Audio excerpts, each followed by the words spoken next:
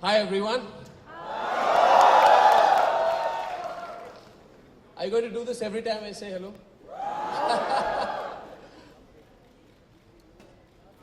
It's wonderful to be here among you. You know Devendra.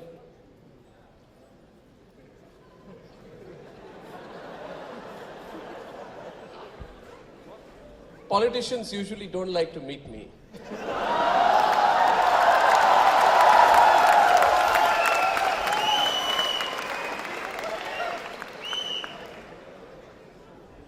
The last time, about 4 or 5 months before the general elections, I went to Delhi and I met a politician.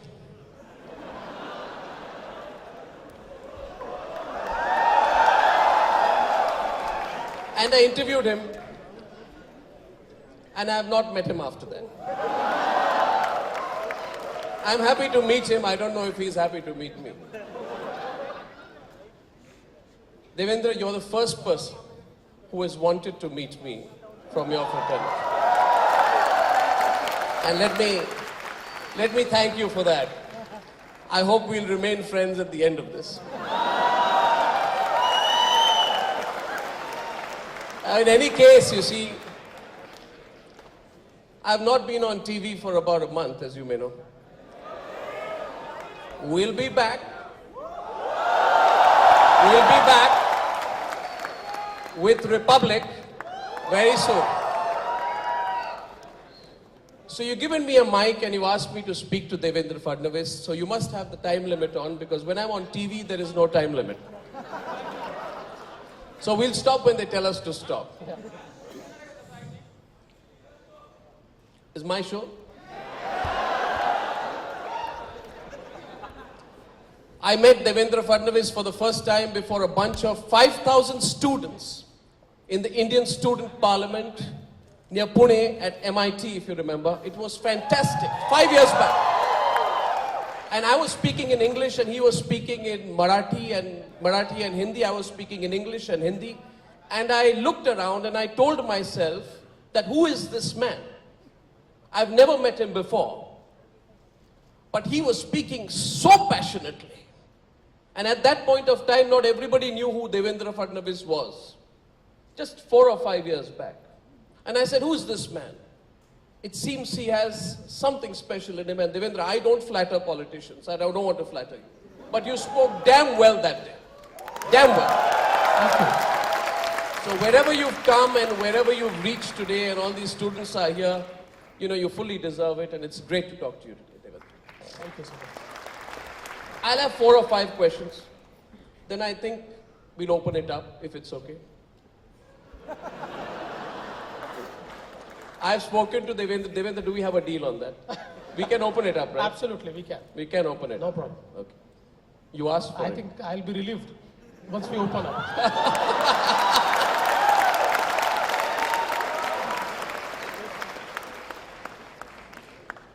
Question number 1, Devendra.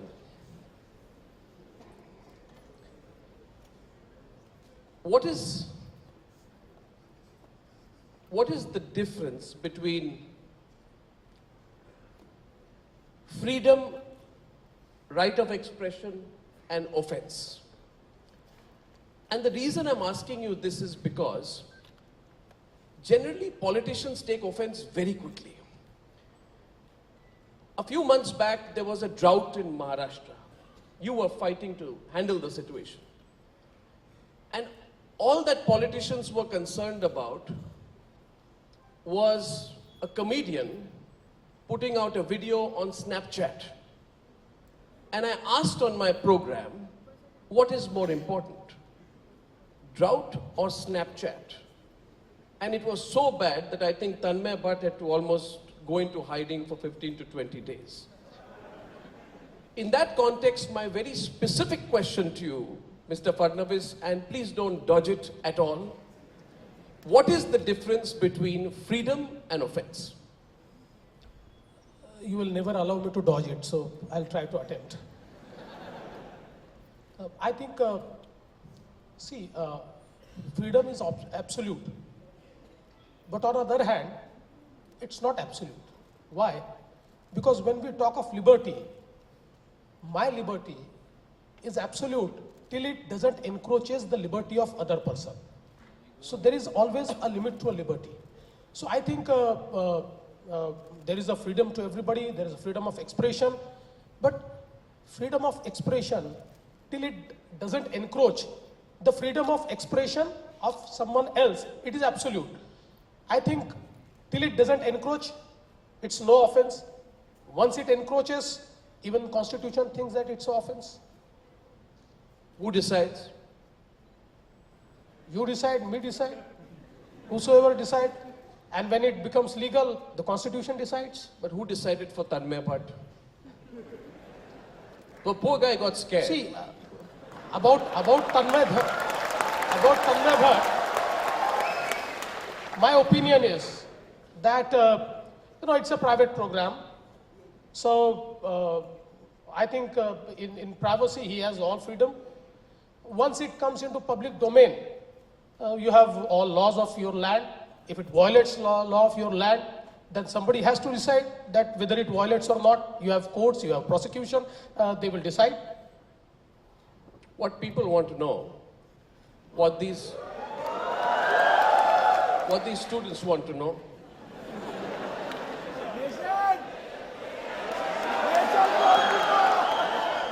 what the nation wants to know,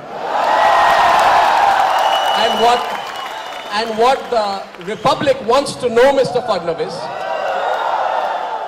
where will you stand between a person who's being attacked and a person who's being oversensitive? Which side will you stand on, Mr. Fadnavis? I'll stand by Constitution because I've taken oath to stand by Constitution. So whatever Constitution says, I have to stand by. I think they're enjoying this, Mr. Fadnavis. I hope you have enough time. Mr. Fadnavis, I will now pull out a few questions for you since you're enjoying it. Why do politicians love vote banks? I have often seen that you put what is right and wrong before a politician, and you put a vote bank on the other side. What is right and wrong will not matter to a politician, but a vote bank will matter to a politician. And let me explain. I believe in social change, Mr. Fadnavis, and so do you. When we fought for the right to pray for women in this country, we fought alone. When we said women should be allowed to enter places of worship and pray with men on an equal footing, I felt we fought alone. When we said that in Sabarimala, women should be allowed equal access, we fought alone. When we said that Haji Ali, outside the Dargah, women stand saying, give us equal rights, we fought alone. And people often ask me, why do you shout? And I say, you have to shout to be heard in this country. And we shouted and shouted and shouted, Devendra, you know this. And then politicians sort of followed, and then the courts also followed. Which makes me ask you, why don't politicians take the first big step towards big social change in this country? Why do they follow the media and follow the judiciary all the time? You see, answer to your first question, why do politicians love vote bank? The answer would be the same. Why does Arnab loves television? It's the same answer. I you absolutely love don't television, understand. so we love the vote banks because, you want me to be an agent of change. I can be agent of change only if I am elected. If I am defeated, I cannot be. So I have to strike a balance between vote bank politics and what is socially, morally correct. So on one hand, I have to take care of my vote bank because unless I take care of it, I'll never get elected. But on the other hand, I must know my limits. And from when it comes to morality, when it comes to social change, I have to pursue an agenda. So far as Sabrimala or Haji Ali or Shani Shingnapur is concerned, my government took a firm decision. So even at Shani Shingnapur, we managed the women to go to the Sanctum Sanctorum. They climbed that particular area, and finally, even the trustees agreed. Even in the case of Haji Ali, in the court, my government took a position that we don't think that discriminating women is integral part of Islam. So it doesn't violate any religious right. And I don't think that any of the religion will ever discriminate women from worshipping. I think no God will say that women do not come. And when, at least in Hinduism, when there are so many goddesses whom we worship and we feel that, we get inspiration from them. So I think this discrimination is absolutely not done, and we have stood by it. So see, government in all such cases have taken a very clear-cut position in the court that we are against discrimination. We feel that women have equal rights.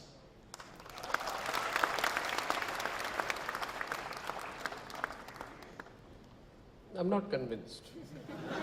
It's difficult to convince you. The reason is, Devendra, you have to choose between right and wrong. I bring you back to the original question. See, Arnab, let me tell you one thing. You're not letting me complete my you question. can go on television and you can shout, because you don't have to ask for votes. You don't go for election every 5 years. So you can say anything. I have to go to people for every 5 years. And ultimately, those people elect me. So on one hand, I have to shape their opinions. But on other hand, I also have to value their opinions. In 2011, I met a person called Manmohan Singh in a press conference. Which, by the way, Devendra, was itself breaking news that Manmohan Singh was speaking.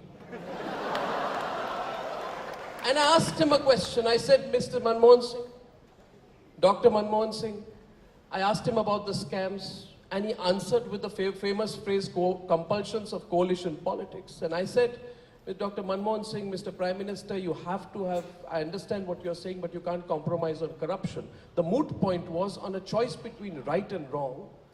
When something is wrong, it doesn't matter if you have a vote bank with it. You must stand up to it. And sometimes you may have to do things that are unpopular. You would know that for yourself, your own central government has taken a calculated political risk on the issue of demonetization. That may not be popular, but it's being done because the government has the conviction that it's good in the long term. So I don't know how you can be guided. So my same point is, that's on an economic agenda. I want to know that whether if on an economic agenda you can take a stance, then why wouldn't a young political leader like you take a very strong stance on a social agenda saying, I'll bite the bullet, it may not work for me, I'll take a risk, I'll offend someone, but if it's correct, I'll back what is right. That's what I'm doing. That's what position I took on Shani Shingnapur. That's what position I took on Haji Ali. So we have been taking, my language may not be as strong as yours, because I'm a soft person. I'm not as fiery as you. Mr. Fadnavis, what makes you feel I'm not a soft person? Nation knows. And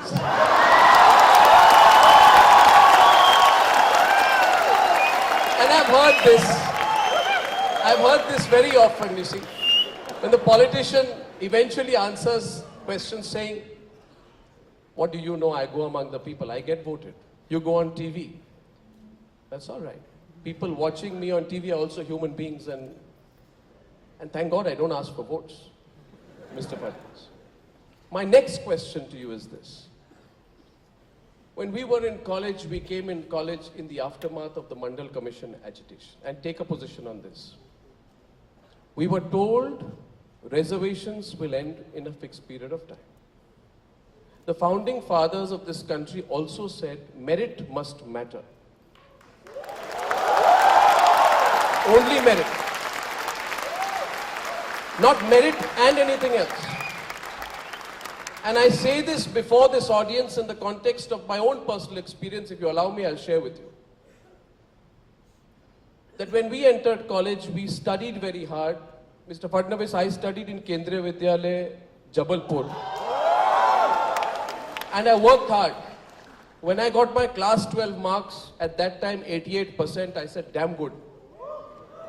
And we went to college and we stood in a line. And we chose the course. And when we entered the course in the right college, we felt very proud.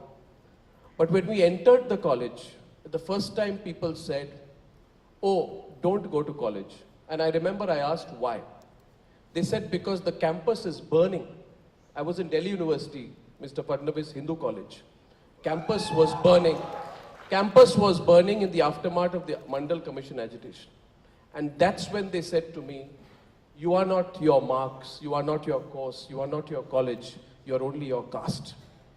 And they told me, don't enter college because you are Goswami. You are not this course, this college, this percentage. In that context, I'm asking you, because what happened, Mandal and Babri, which happened during our times in college, left a mark on us. And many people from our generation left India, and many didn't come back. To enthuse this audience about the future of merit in our country, would you say that at some point, the politics of caste, I'm not against affirmative action, but the politics of caste and around caste for young India, at some point of time must stop, and only merit should prevail?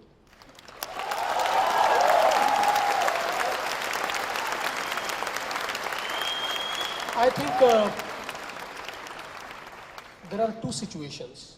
One is about the policy of reservation. Now, do we need it? So my opinion is, yes, we need it. Why? Because there has been a lot of deprivation. And what is the rationale for the policy is those who have been socially, educationally, culturally, and economically backward on all four counts. See, we have agreed for equality of opportunity. And equality of opportunity will never be attended if we want somebody to compete with somebody who is socially forward, who is economically forward, who is educationally forward, who is culturally forward. Ultimately, a person who has certain social backgrounds, who has gone through certain traumatic times, I think he needs a level playing field. So I think the policy per se of reservation is correct. I stand by it. But at the same time, things are changing. You know, if you look at now All India exams, the difference between open and OBC is now just 1%. So things are changing. And once, you know, the merit of an open and OBC match, or after some time, the merit of an open OBC, scheduled caste and scheduled tribe match, nobody will ask for reservation. So I think things are changing. I know that those people, especially those students who don't get admission and somebody with a lower ranking gets admission, it's quite traumatic for the student. But ultimately, it's not because of only the policy of reservation. It's because we could not expand our educational institutions to create so many seats that everybody is accommodated. So I think expansion is a solution on that. Excellence is solution on that. Because, you know, we have very few IITs. But why can't we bring our institutions to the level of, you know, excellence, to the level of IITs? That is a solution. The solution is not cutting down on reservation for next few years at least. The solution is to expand the education, and I think once we expand it, once we excel, and once this matching of percentages start, I think those who are from the reserved caste, they will say that we don't require any reservation now.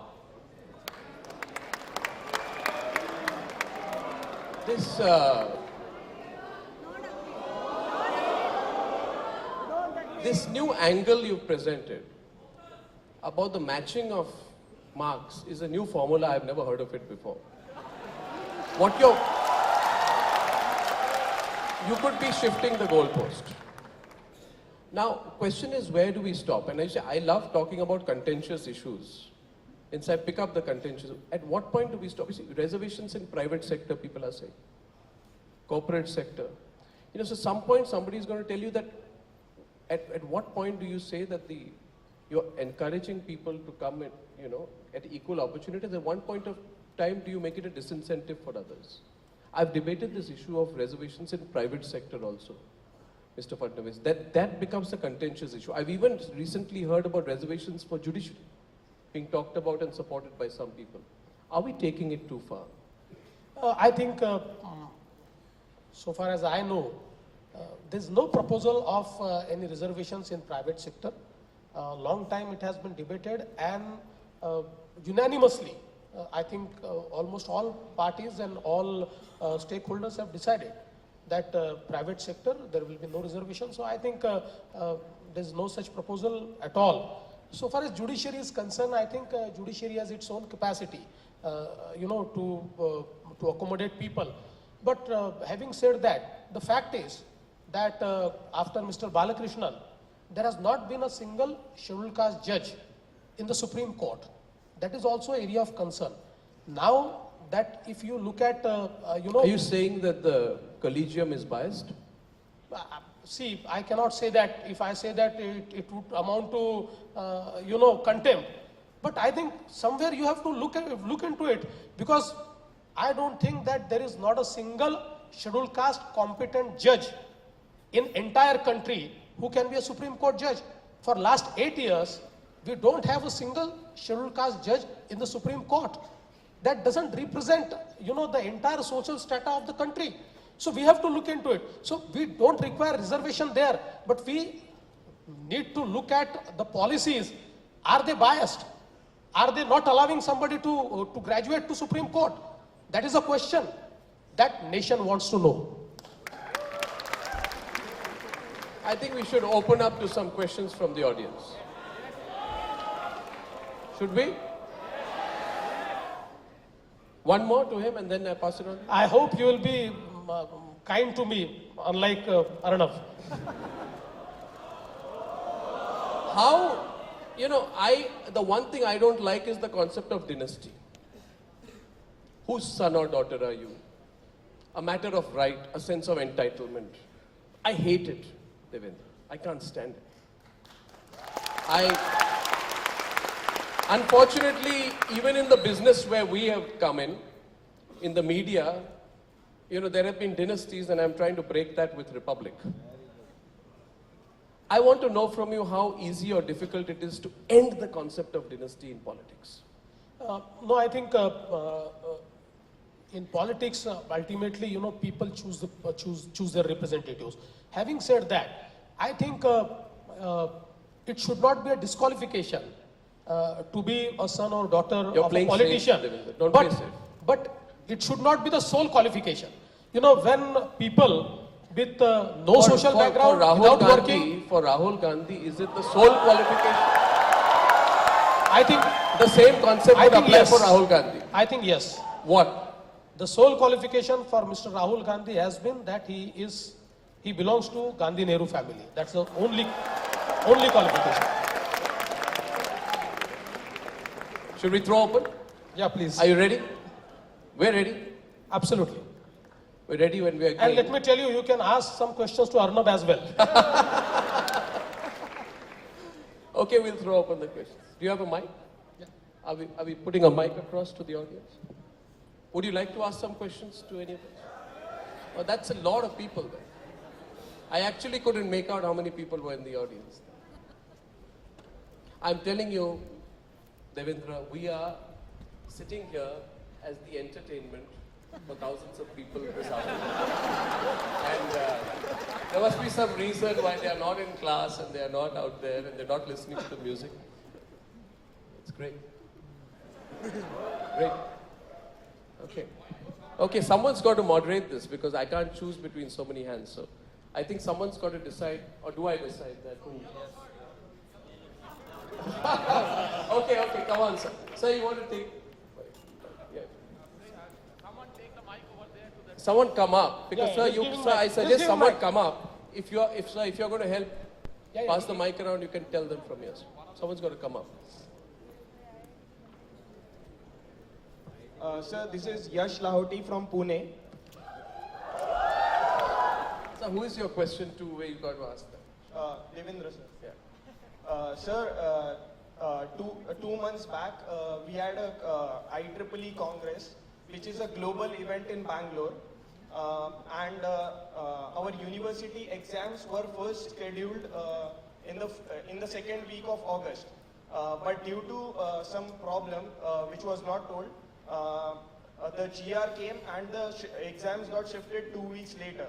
So we had thrown an application because the Congress was at the same time and the university has certain rules under which an exam for some special students who are attending some global events can be taken.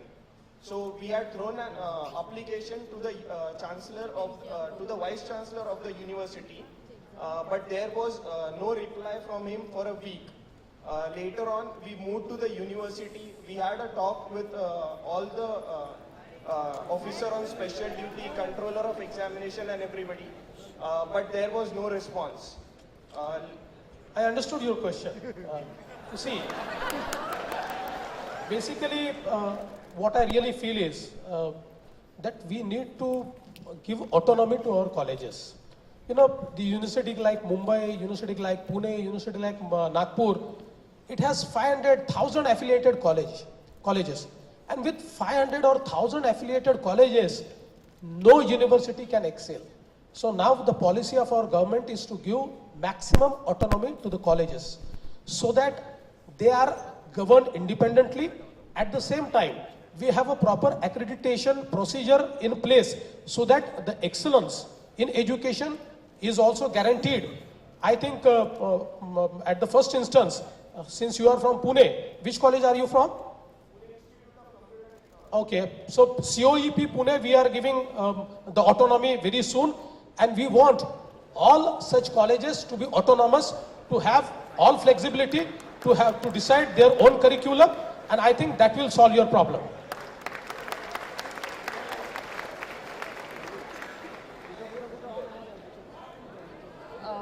Hello, sir. My name is Namita Savil. I'm a master's student here at IIT Bombay. So this is regarding the 1,000 villages mission. So, I mean, there is this drive from you that you want 1,000 villages to be transformed in Maharashtra, and there is a plan for it.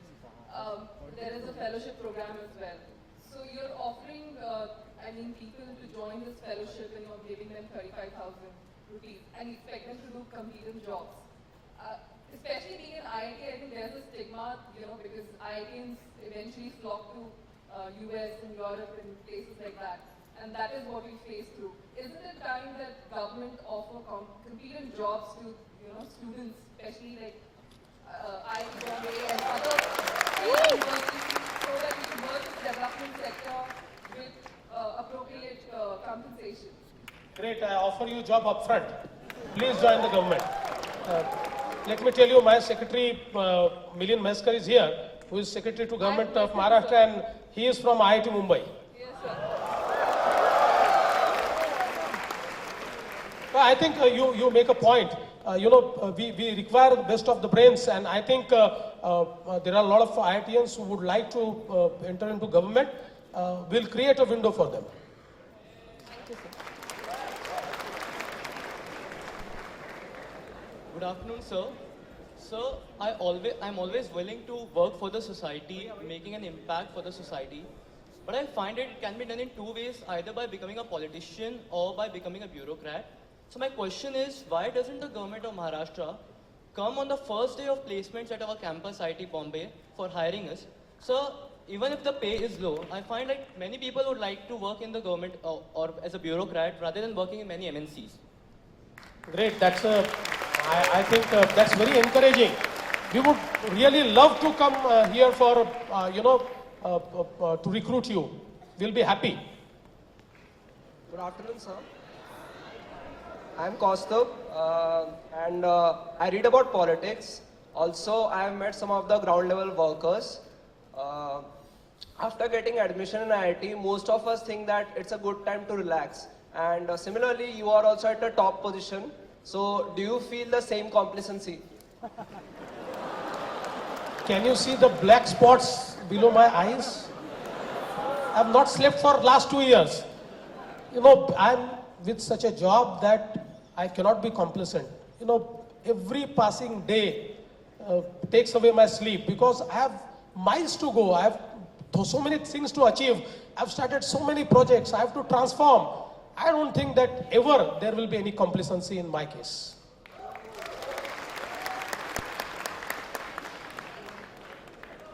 Hello, sir. So since Mr. Arnab's here too, I figured I'd ask this question to the both of you. Would you say that today the boundaries between journalism, politics, and business have almost disappeared? If yes, then is this good for the Indian democracy? And how do you suggest that we cope with this?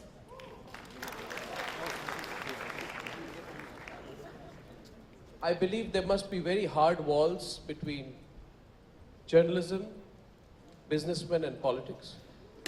And I think this is only possible. It's only possible when journalists take over the media.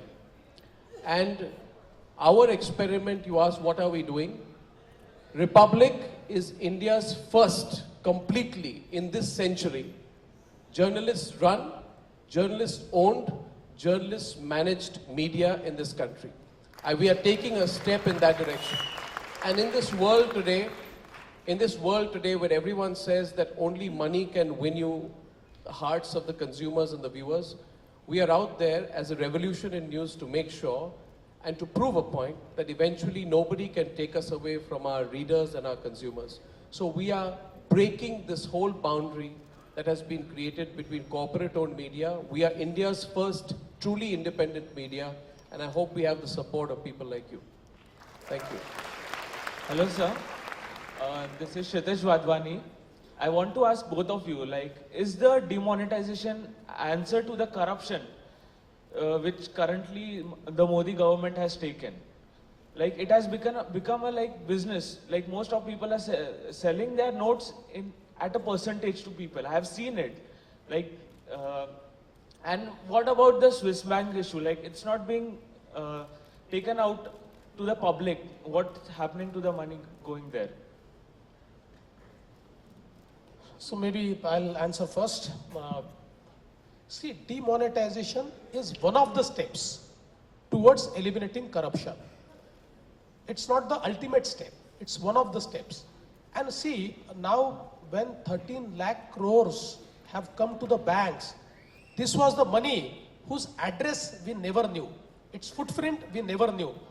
Now this 13 lakh crores, once they have entered into the banks, we know from where have they come, whether tax is paid or not. So I think the first success of demonetization is that money has come to the banks.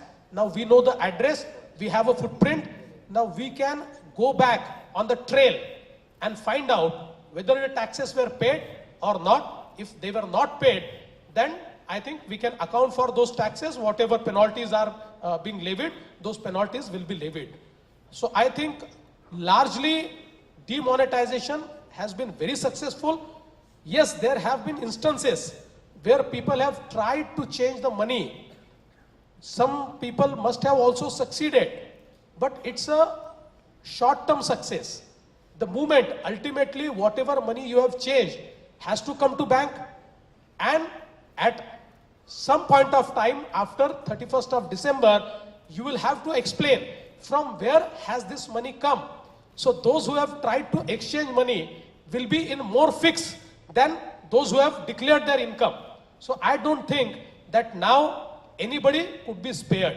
So far as Swiss bank issue is concerned, I think for the first time, in 2004, we became party to the declaration of giving informations about corruption, about bank accounts, where I think 117 nations were signatory. But till 2011, we did not ratify it. It was only after the intervention of Supreme Court that the government of India in 2012 ratified that treaty where the voluntary disclosure of all the foreign accounts was envisaged. And now with that treaty, I think what Mr. Modi did, he went bilaterally to every single country and he entered into a bilateral agreement with those countries. So this treaty, although it gave us a power to have access to all the accounts, but there were a lot of restrictions, and those restrictions were again protecting the people who have stashed money. Now with this bilateral treaties which Mr. Modi has made in last 2 years, there are no restrictions. And after that, if you look at last 1 year, maximum foreign accounts have been unearthed and maximum foreign money which has been brought back is in last 1 year.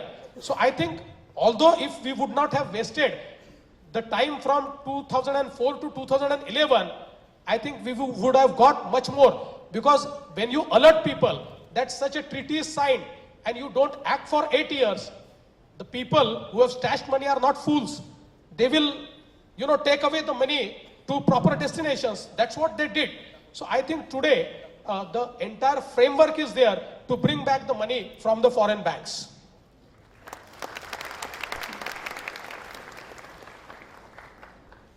It's just the last question in this round.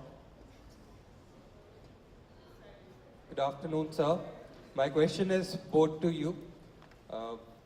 In any of the field, there is a need of diplomacy.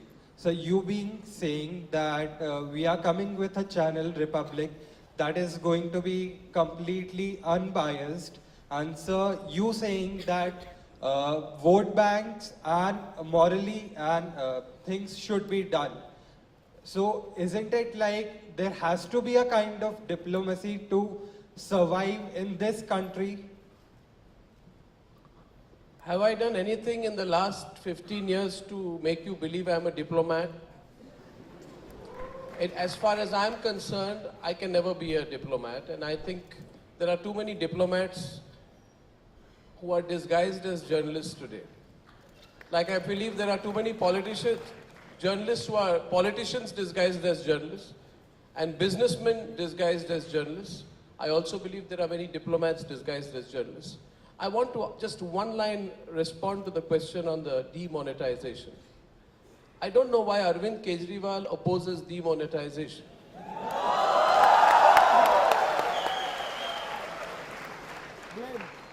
Because Arvind came in much later. We broke the scams, and then he brought his marketing brain to talk about corruption.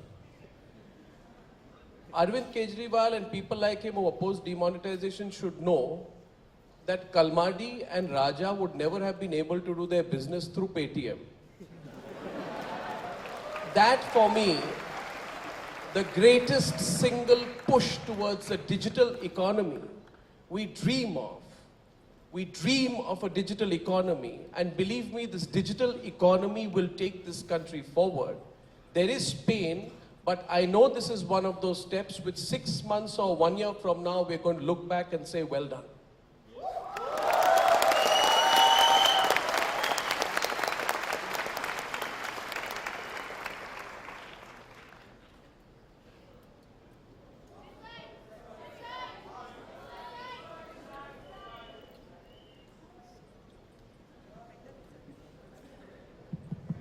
Okay, I think that's the end of the Q&A session. Now we'd like to address some questions which people from India have tweeted. There are 3 questions. The first question is by Rahul, who asked, you are currently one of the youngest chief minister. What are your next ambitions? Do you ever plan to become the prime minister? Bhaiya, chief minister rehne do. See, let me tell you, in our country, those who have dreamed to become prime minister have never become prime minister. Look at Mr. Sharad Pawar, look at Mr. Mulayam Singh Yadav, look at Mr. Lalu Prasad Yadav. So I am better placed as a chief minister and happy.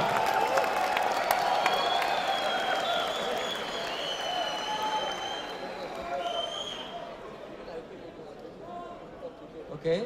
Yeah, So, what Arnav says is also right. Let me add one thing to that, that those who never wanted to became. I.K. Gujral, we never knew of him, he became Prime Minister.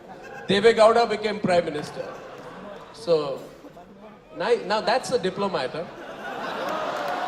That's the diplomat, not me. okay, so the second question is from Kshitiz. He asked, if you would have been an engineering pass out of an IIT, which company would have been your dream company? D company, Devendra company.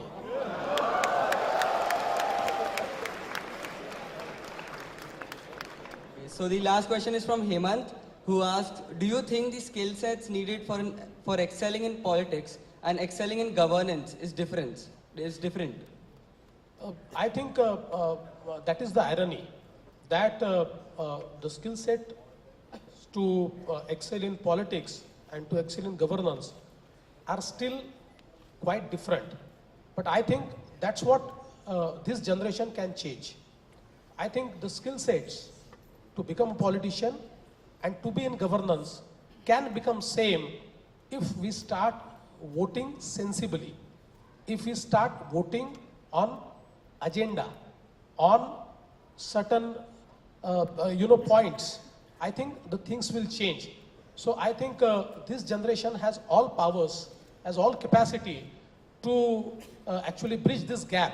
And once this, because we often say that there are people who are, best people to govern, but they never get elected.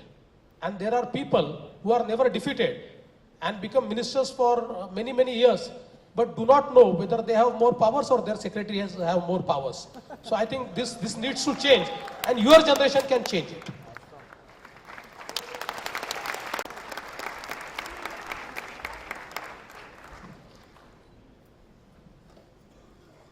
I think probably this is for the first time that Arnab has spoken less than everybody else. But I think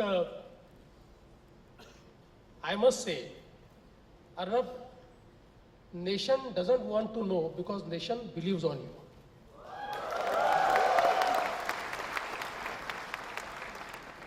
And we are sure that the Republic will be people's voice. In fact, when I came here, I was quite worried, a little bit scared, because on one hand, you have best of the brains from the country, and on the other hand, you have one of the most fiery and fearless anchors and editors the Indian media so far had. So I was just hoping that you don't make a Rahul Gandhi out of me.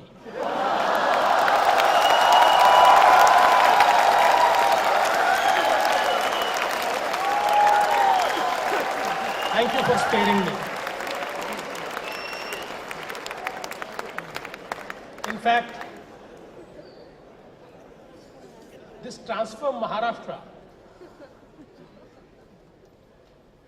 is a platform where we want you to participate. I've often seen that there are skeptical remarks from the earlier generations that, look, our times were better.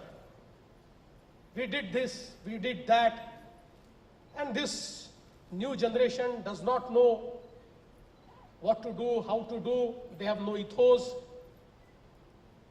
But I'm a firm believer that every Gen Next is better than the earlier generation. They have more exposure And every generation has its own ethos. I think if we want to transform this country, a country which has a population which is young, which is youthful, a country with 50% of its population below 25 years, how can we transform this country without participation of youth? If we do not know their aspirations, if we do not accommodate their skills, if we do not know where they want to go or where we want to take them, how are we going to transform this country? And I think that is why we have decided that we will have a platform where we will ask everybody to participate. We have enlisted 12 issues ranging from poverty, education, all those major issues which matters for development. And we want people to participate, to come out with innovative ideas. I think I did not tell you about innovation and disruption, but that is a key to development. And I have often seen, when I started this idea of having CM fellows in our government, the first batch which came brought with itself absolutely new and fresh ideas. See, we have IAS officers, we have people in public life for many years, but we have our own ways to look at the problem. But when somebody from the community, somebody new, somebody fresh comes up, he has entire different perspective to look at the problem. And let me tell you, my first batch of CM fellows have contributed immensely towards the development of this state, and they have come out with many innovative solutions. So that has enthused me. I feel that now is a time when we have so many brains who want to contribute. And look here, 2 students are eager to join government. Normally, for an IITian to join a government had always been, I think, the last idea. But now people want us to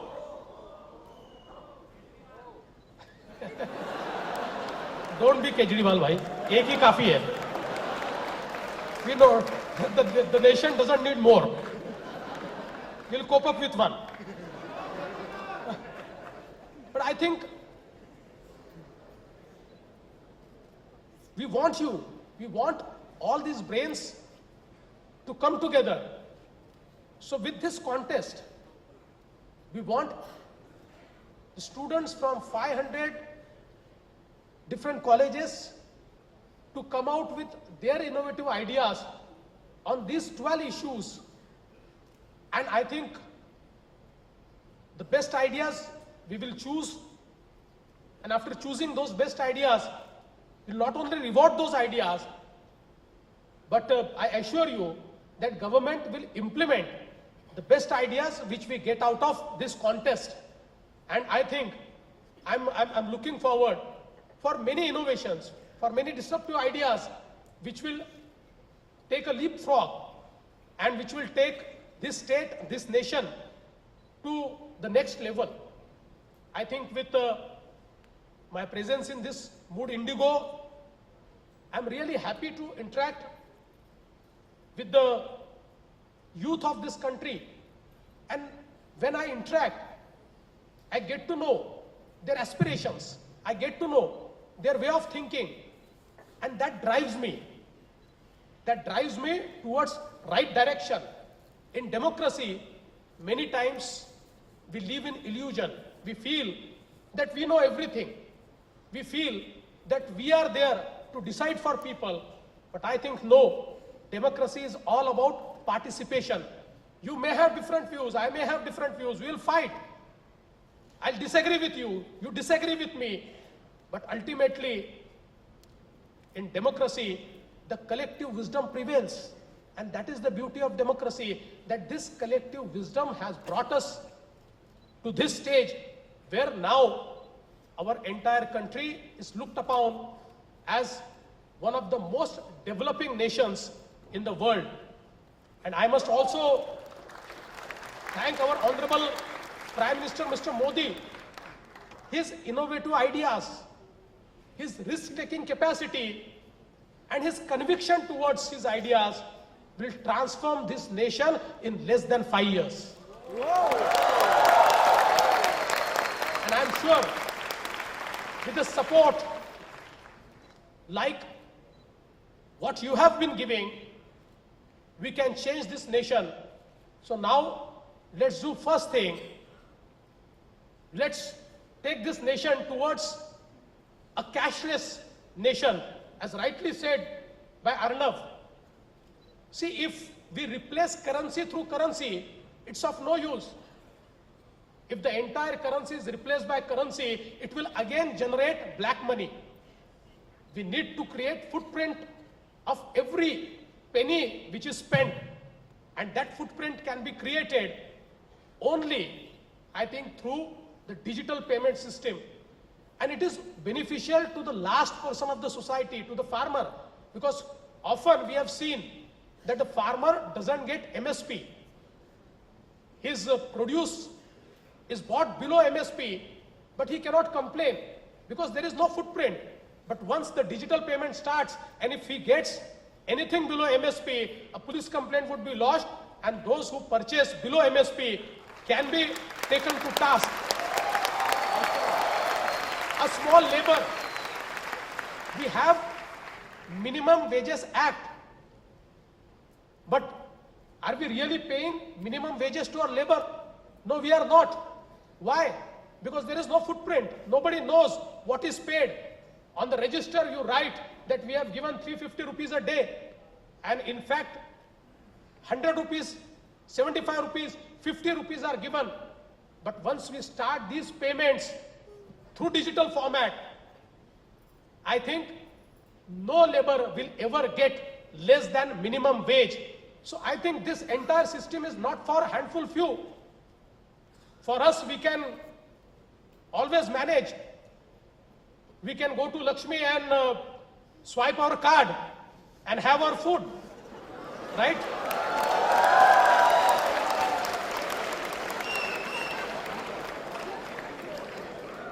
But what about those people who cannot? So I think the first challenge which every youth of this country who wants to transform this country should accept, that I will try to make this country cashless, and for that I will educate at least 20 people who do not know how to use digital payment systems.